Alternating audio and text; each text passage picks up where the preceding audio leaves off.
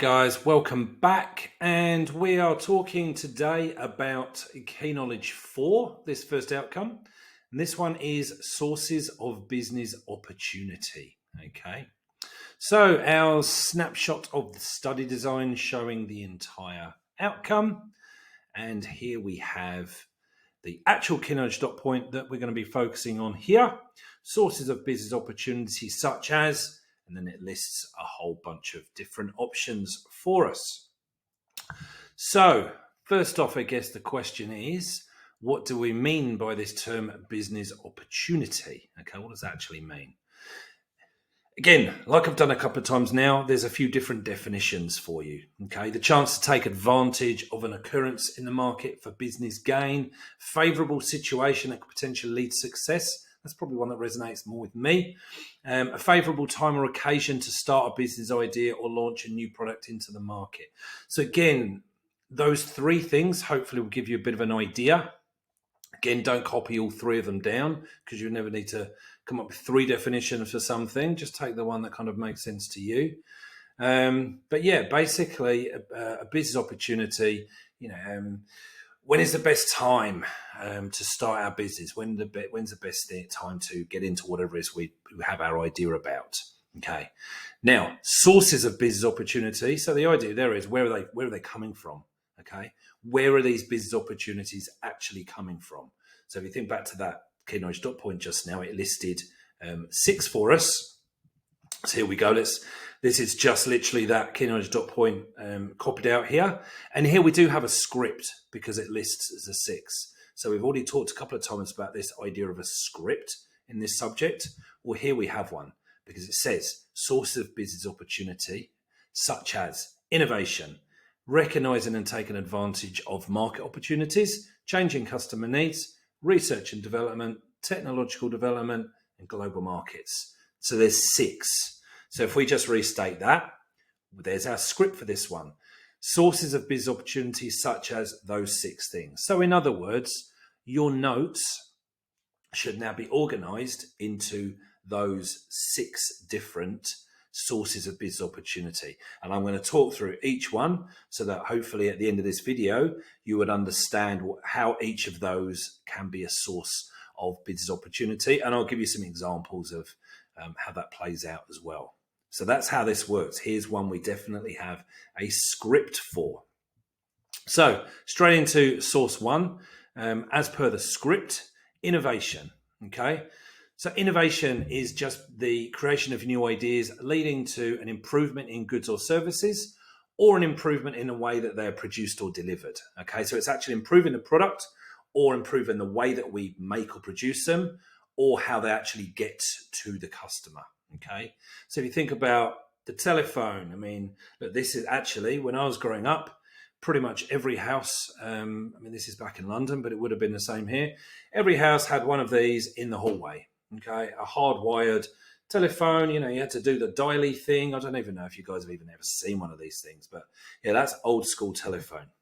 And then, if you got a bit fancy pants at some point, I can't remember how old I was, but then instead of the dialy thing, you had the push buttons, and that was pretty advanced. That made dialing the number quicker rather than having to do the dial and wait for it to go back. So that was a pretty fancy pants development there when you had the push button phone. Then we went on to these kind of the cordless phones. And then mobile phone technology. Obviously, that's an early mobile phone. You used to call it the brick.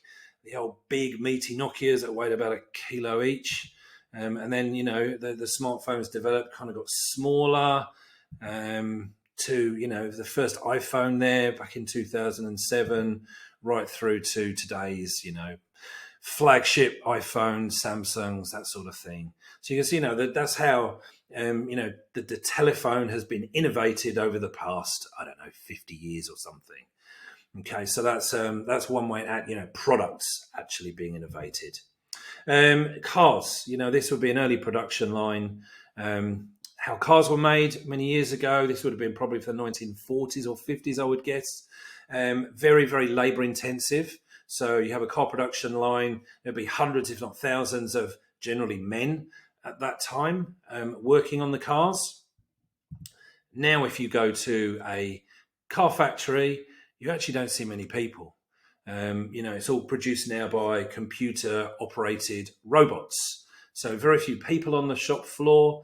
It's all done by automation. So that's kind of an example of the way, an improvement in the way in which goods are produced, as opposed to the goods themselves, which I did with the telephone. And then Kogan. We've all heard of Kogan. Not the only kind of online store, but certainly the most successful Australian one. How an innovation in how people access goods and services. Kogan definitely competes with the likes of David Jones and Myer. It's essentially a department store, but it's online as opposed to having a physical bricks and mortar presence. So there's some examples of how innovation works. Apple didn't invent any of the product categories that it has become famous for and has been successful in.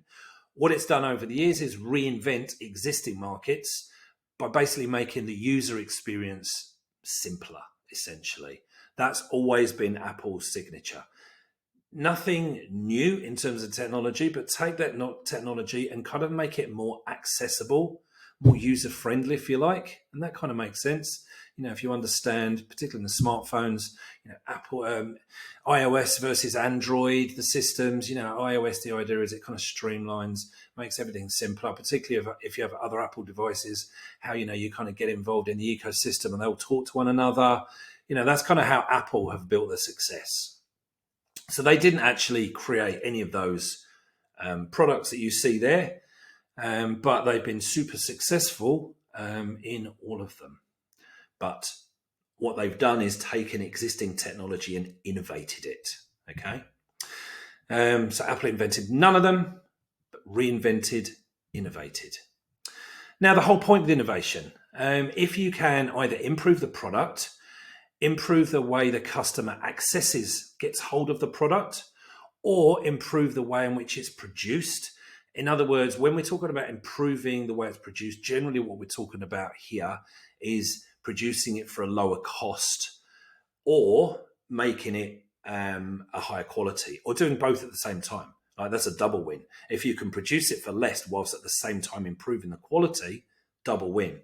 If you can do any of those things, you're going to attract new customers to the market or existing customers to you away from your competitors. Either way, you're winning in the marketplace. So that's kind of how innovation works. Now, the second source of business opportunity on our study design script was this one, recognizing and taking advantage of market opportunities. Now, a market opportunity, a need or a want that is not currently being met by a business.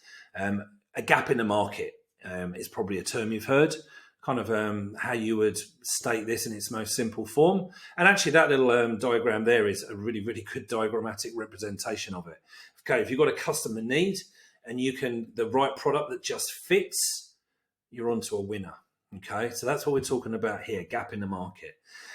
So a business can identify gap and launch a new product or adapt an existing one to fill the gap before competitors. And that's either existing competitors that are already out there or, again, new ones to market. If you can do that, you constantly need to be looking on the business environments to identify market opportunities. In other words, you're constantly looking not just within your own business, but looking what's going on in the world around you with your competitors, with technology.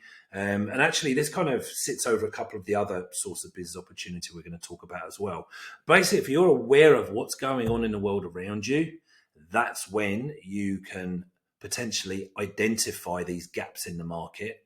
And then obviously, the key is coming up with something to fill that gap. This kind of idea is really closely linked to entrepreneurship. And this is actually an area where entrepreneurs usually do excel. This is where they're usually really strong. Talked about Apple just before. Steve Jobs was awesome at seeing a technology and then taking it and creating it turning it into something that people would want, something with a much better end user experience than what that technology previously offered. That's how Apple innovated and still kind of do today. As with the other source of business opportunity, this is all about getting your business to attract new customers into the market and also bringing customers from your competitors to buy with you instead or buy from you instead. Okay. How can market opportunities be created? In other words, what sorts of things lead to them? A whole bunch of stuff. Changing society's attitudes or changing trends just out there in society. So a few examples here. You got a picture of a gym. Okay, so when I was your age, gyms weren't really a thing. And then I think maybe late 80s, early 90s, a few gyms, people started becoming a bit more interested in their physical health and fitness for whatever reason. And a couple of gyms started to sprout up, and then the 90s and the noughties, these things just kind of, took off. And now there's obviously, right around the world, there's huge chains of gyms as well as lots of independent ones. So if you want to go to the gym, you're sitting in Monty or Greensboro or whatever, you've got a lot of options. Okay, this is an industry that exploded off the back of a trend in society to kind of want to become more fit. Some of this other stuff, the food ones, you can see the healthy choices, Powerball there. Again, similar, at the same time as people became more interested in health and fitness, people became more interested in what they put into their bodies and their food. So healthy food options. You have a much bigger organic section at the supermarket these days than you used to have, because people are much more interested in what they're putting into their bodies and the food they're eating. So the kind of health food industry and healthy options has also exploded. So this trend of people wanting to be more healthy has again created this market opportunity for business to capitalize on by producing goods that meet that need. Light and easy, it kind of meets, and also HelloFresh and Dinnerly, actually, to be fair. These are the meal delivery subscription services you can get. Look, actually, some of them touch on a couple of trends. Definitely, the light and easy is focused on weight loss. So the idea is, you get meals with a certain number of calories. Basically, your calorific intake for the day is kind of taken care of without you really thinking about it. Very, very simply. So that's really focusing on health and weight loss in particular. Dinnerly and HelloFresh are more focused on the fact that people like to be using quality ingredients in their cooking. So that's definitely been a trend we've seen as well. But also that kind of capitalizes on the idea that more and more now, a generation ago, you often would not have both parents in a family working. Often, you go back again to when I was your age, most of the dads went to work, the mums stayed at home, stay-at-home mums, whatever you want to call them. These days, that's much rarer for many, many reasons, which we'll talk about a few times in class. But now it's much, much more common for both parents in the family to need to work, which means household chores, cooking, cleaning, everything is kind of more hard to manage. So these meal services, so they come, with the ingredients and a recipe. They're generally pretty quick and easy to make, and you can get a good quality meal fairly easily. So these are actually responding to that trend as well. So they're kind of covering off into different things. But you can see what I'm talking about here with different types of products responding to changes in trends in society, changes in the way that, we kind of live our lives, if you like. Another way that market opportunities can rise, changing demographics in an area. Demographics meaning the makeup of the people. It could be, younger people moving to an area, older people moving to an area, different ethnicities moving to an area, but a change in the type of people that are moving to an area. So I've got a picture of a cafe, supposedly like a trendy cafe there. So look, if you take Melbourne, for example, you go back 20 years, most of the western suburbs were seen as, the not very nice parts of Melbourne. And the east was, the posh bit, the nice bit, if you like. Now, what happens, and this happens in cities right around the world, when you have this kind of split between the perception of different parts of the cities, you have like the cheap bit and the expensive bit. So in Melbourne's case, the west was the cheap bit. What happens is young professional people, what's happening is that house prices have become much, much more expensive, okay, over the last couple of generations. Young professionals starting out life couldn't actually afford to buy in the traditional family nice areas in the eastern suburbs, which the previous generation probably would have bought in. They could only afford the less favourable areas such as those in the western suburbs. And when you have a lot of young professional people earning decent money moving to an area, the area becomes what's called gentrified. And then you'll find that businesses that appeal to those sorts of people move to that area, such as trendy cafes, boutique clothing stores, that kind of thing. That then attracts more young professionals, and it kind of snowballs. And over the space of 10 or 20 years, these areas can really, really change. So that's one way in which opportunities. So if you have your eye as a business owner on the demographics of different areas, if they're changing, and if the business that you're in suits a changing demographic, then you can get in there early and capitalize on that, maybe before competitors do. And the other one I've got there is a childcare centre. So if you think about Doreen, Mernda, these are kind of growth suburbs on the edge of metropolitan Melbourne, to deal with the population growth. But these have been the areas where young families have been moving to. They're generally a little bit more affordable than the inner suburbs. Well, a lot more affordable than the inner suburbs, but even more affordable than even places like Greensborough or Monty now, which have also become quite expensive. So young families that don't have a huge amount of money behind them move to those types of areas. So you'll find childcare centres popping up all over the place to capitalise on that changing demographic in those areas. Advances in technology. Look, this is a fairly obvious one.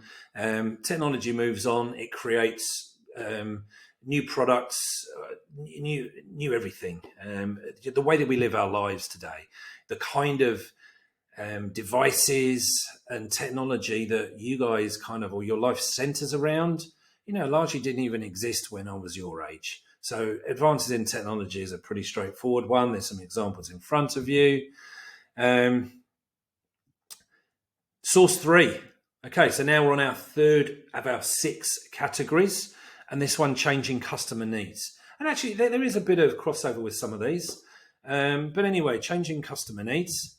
The idea here is, if a business is going to be successful, it must sell products that meet customer needs. In other words, you're not going to have much success in business if you're trying to flog something that nobody wants. Okay? Rocket science, no. Yeah, pretty obvious. Now, the issue with this is that what customers want or what customers expect from businesses is constantly changing, okay? What we wanted in 2010 or even 2015, 2016, 2017 isn't necessarily what we want now, okay? Our expectations are constantly moving. The goalposts for businesses are constantly moving.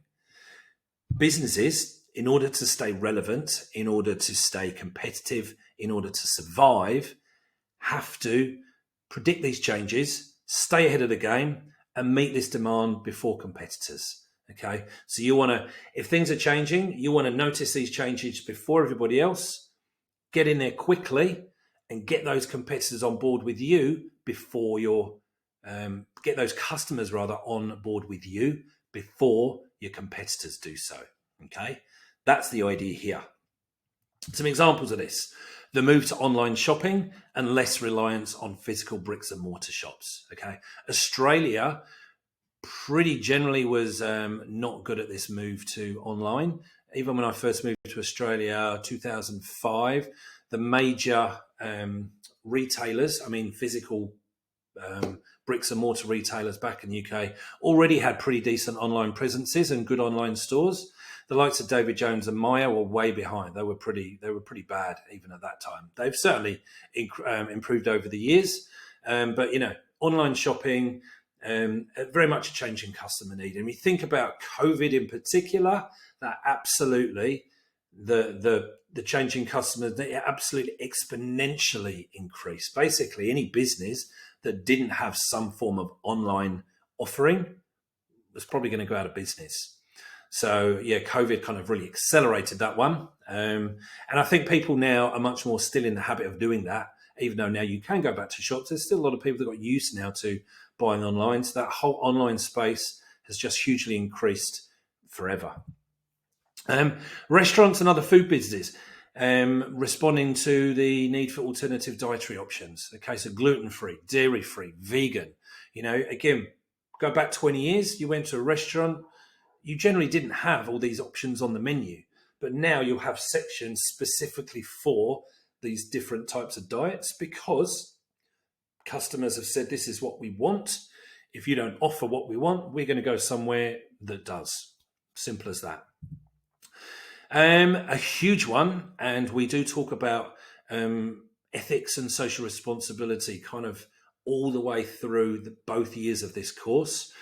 There's a much more awareness in society of ethical behaviour, of social responsibility, not just from businesses, but just in general, sustainability, environmental friendliness, all this sort of stuff.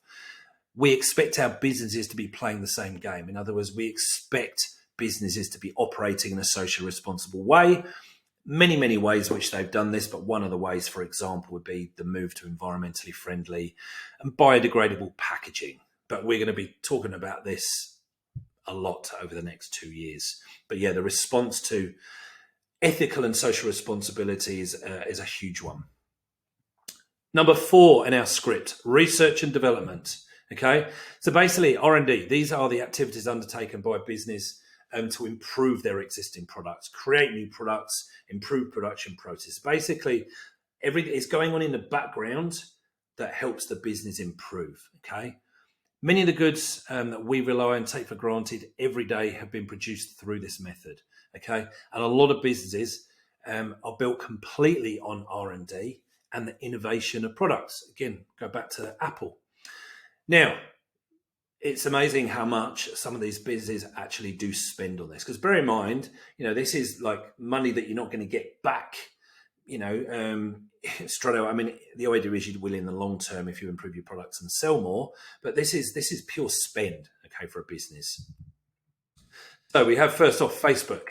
These figures I think are from 2020-ish, maybe 2021, but certainly pretty recent figures. Facebook annual spend on R&D, $18.45 billion. Samsung, $18.75 billion. Weirdly enough, from the year that I captured these figures, Apple also $18.75 billion. Strange coincidence. Google, $27.5 billion. And the highest that I could find was Amazon at almost $43 billion. So that's how much these businesses are spending in 1 year just on research and development, just on processes to improve and innovate what they're offering to their customers. Source 5 out of our 6, technological development. The invention, the innovation of tools that solve problems and enhance processes, if you wanted to define technological development. And at the end of the day, this creates creates opportunities for people with business ideas. Technologies such as the internet, smartphones, EFT, they've opened up global markets for many businesses. So in other words, the internet, like if you're a little retailer now, you could potentially sell to anybody in the world who can access your website, which prior to the internet, obviously you could not do. If you were a small retailer and you had, say, a shop in Greensboro Plaza, you were going to be selling to the locals in Greensboro. That was the extent of your market. Now you could also have a website and you could be selling to anyone on the planet. So that's what I'm talking about, opening up global markets. Another technological development, the use of automation. I showed you that the car manufacturing picture earlier, with all of the robots, the computerized robots, and very few people. That's obviously the case in most major heavy industry, manufacturing industry. Automation has now improved productivity, it's reduced production costs, and allowed business to create products at a much kind of higher level of quality and consistency of quality than once could be done. And the final one, nearly there, Source 6, global markets. What we're talking about here is, I mean, that's kind of touched on this one as well, goods being traded across the world, therefore giving businesses access to customers that once would not have been possible. So I just gave you that example of a shop in Greensboro. Now, some real benefits to businesses that actually do proactively explore these global markets. Obviously, the opportunity to grow the business, new customers. So if you kind of think you've exhausted your local market and you've sold to everyone you can do locally, then if you can access new markets overseas, there's a potentially whole new stream of customers sitting there waiting for you, which you did not have access to previously. Reduced dependence on a singular market. So, for example, so you're relying on just selling within Australia, and something happens in Australia with the economy, and we go into some kind of recession where people are not buying, they're not spending money. Most businesses then see a downturn in sales.